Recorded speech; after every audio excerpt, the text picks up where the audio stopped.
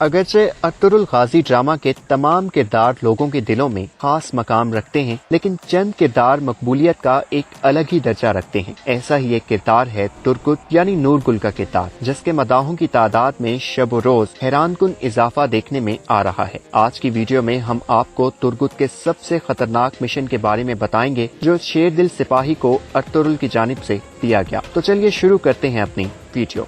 Ertugrul جب بازنطینی سرحدوں پر اسلام کا پرچم بلند کرنے کے لیے ترک قبائل میں اتحاد و یگانگت کے فروغ کے لیے مصروف عمل ہوتا ہے تو اسی دوران دشمن بھی اپنی شیطانی چالیں چل رہے ہوتے ہیں۔ ارطغرل ترک قبائل کے سرداروں کا ایک مشترکہ جرگہ حانلی بازار میں منعقد کرتا ہے، جس کا عیسائی گورنر ویسویلوس کو بر وقت پتہ چل جاتا ہے اور وہ 3 ترک سرداران کو راستے میں ہی گھات لگا کر شہید کروا دیتا ہے۔ جب شہادت یافتہ سرداران کی لاشیں ارطغرل تک پہنچتی ہیں تو وہ انتقام اور اپنے دشمنوں کو اینٹ کا جواب پتھر سے دینے کے لیے ترگت کو ایک اہم مشن دیتا ہے اور کہتا ہے کہ کاراچائسر قلعے کے اندر جا کر ویسویلوس کے 3 اہم کمانڈرز کو قتل کر کے ان کی لاشیں قلعے پر لٹکانی ہیں۔ یہ مشن انتہائی خطرناک ترین تھا، جس میں زندہ لوٹ کر آنے کے امکانات بہت کم تھے۔ ارطغرل چونکہ ترگت کی صلاحیتوں سے بھرپور بھروسہ کرتا تھا، اس لیے اس نے یہ مشن اپنے سب سے قابل سپاہی کو سونپا۔ اس مشن میں ترگت کے ساتھ سامسا اور چابدار قبیلے کا سپہ سالار کتلوجا بھی شریک تھے۔ تینوں بہادر سپاہیوں نے پہلے کاراچائسر کی ریکی کی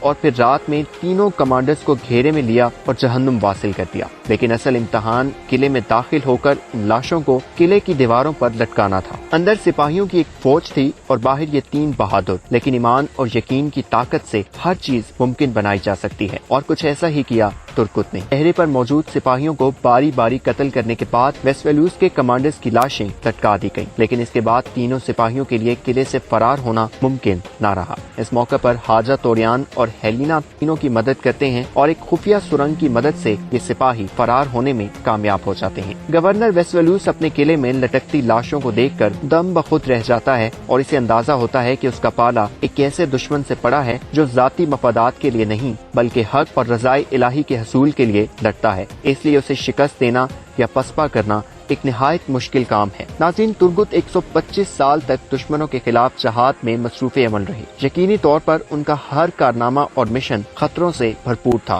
اور ان کی خدمات سنہرے حروف میں لکھی جانے کے قابل ہیں۔ آپ کے خیال میں ڈرامہ سیریل ارطغرل غازی میں ترگت کا خطرناک ترین مشن کون سا تھا؟ اپنی قیمتی آراء کا اظہار ضرور کیجیے۔ اپنے میزبان زبیر خالق کو اجازت دیجیے۔ دیکھتے رہیے اردو گھر۔ اللہ حافظ۔